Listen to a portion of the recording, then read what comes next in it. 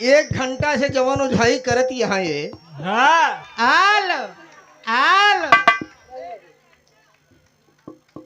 श्रीमान राम लोग ध्यान दे हैं। रवि शंकर यादव पूर्व प्रधान 15 साल। देखा सब नवा पुराना सब प्रधान है। तय हर देखा मोबाइल में ना दिमाग लगावा यार। ए भैया जेकर मेहरारू जेकर मन फिर डाउन हो गया। मैं मास्टर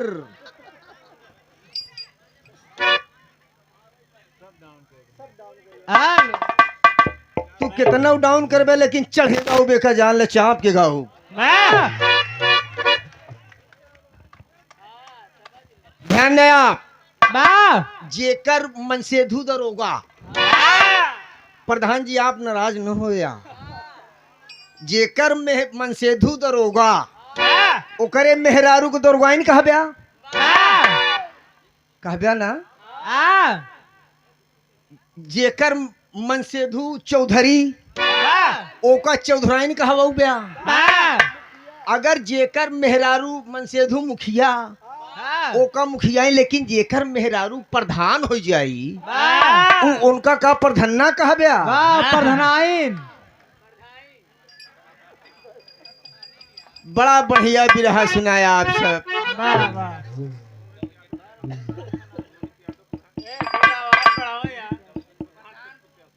रोहित यादव प्रधान प्रत्याशी।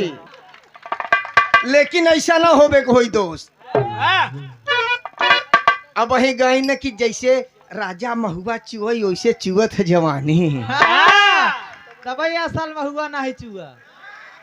अच्छा जौनी साल महुआ न चुनी तो जवानी ने चुई। एक ही हेरो से ले लिया। ये हमारे गुरु लाल जी लहरी गावत रहन का मार साहब।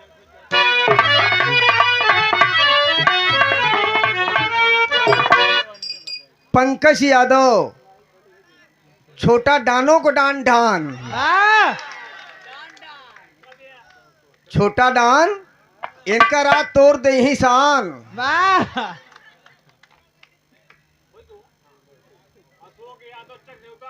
अशोक यादव चखिनौता। देखा खटिया के नीचे गिर जाए। हड़बड़ाई के का पकड़ाई कान पकड़ाई लगाई मार साहब।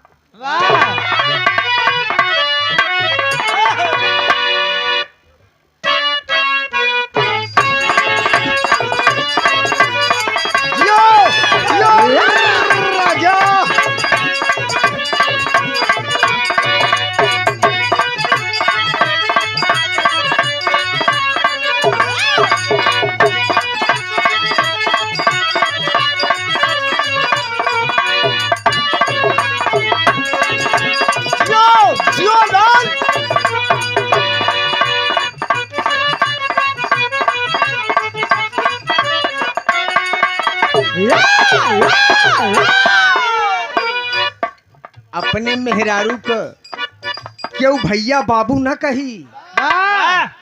गाड़ी ले जाबा कहा बाबू तई बगल। अपन लड़किया दूसरे के मेहरारू सबको प्यारा होत दोस्त। तो दुल्हनिया कहत कब काजल कोकिला आप न समझा। बस हमरे कहती से तंग देख देवा करा बस।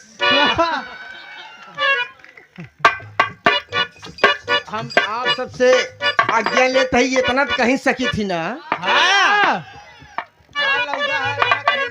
उ लड़कीवा कहत का बा हम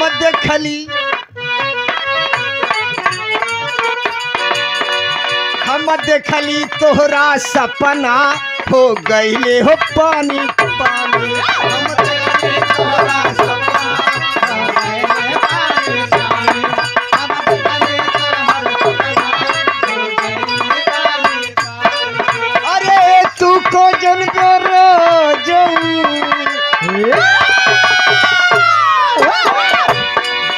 मोबाइले में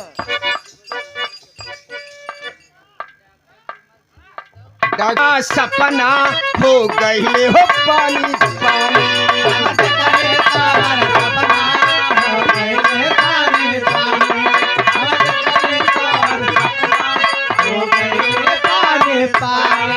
अरे तू का जनब्या रजऊ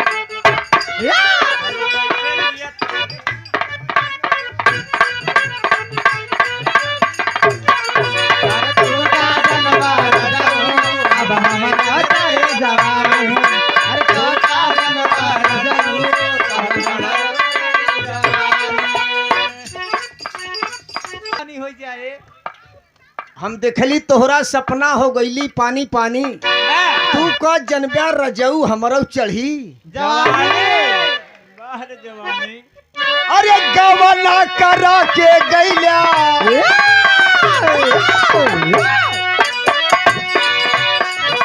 तोहरे नौकरी में लागई गवना करा के गईला गवना करा के गईला भाग राजाऊ हो हमारे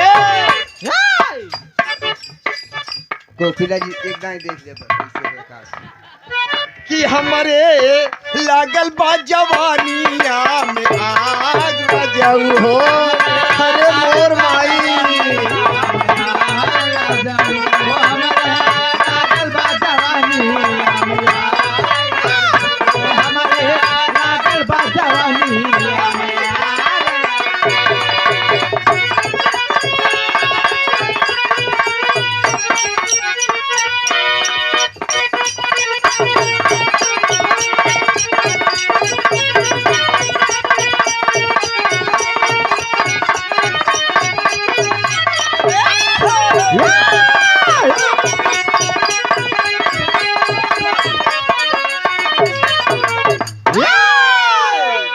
हम कोशिश करेंगे दोनों कलाकार घरैया मालिक फरमाइश पे कि 30 मिनट में गाना समाप्त के घंटा उझाइन कर बया कहे के महुआ चुई कहे के जवानी घटी ससुर वाह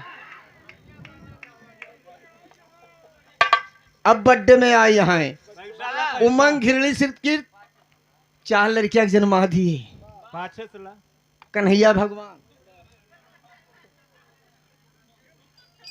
ग्राम सभा बीडीओ हिनौता हाजीपुर सुंदर नगर हिनौता भैया रणविजय यादव उर्फ कंस बैठा है कि मुझे मारने वाला गोकुल पहुंच गया केवल मात्र 15 मिनट में हास रस वीर रस करुण रस आज देखा है कितना महुआ चुआवत थी ए बाबू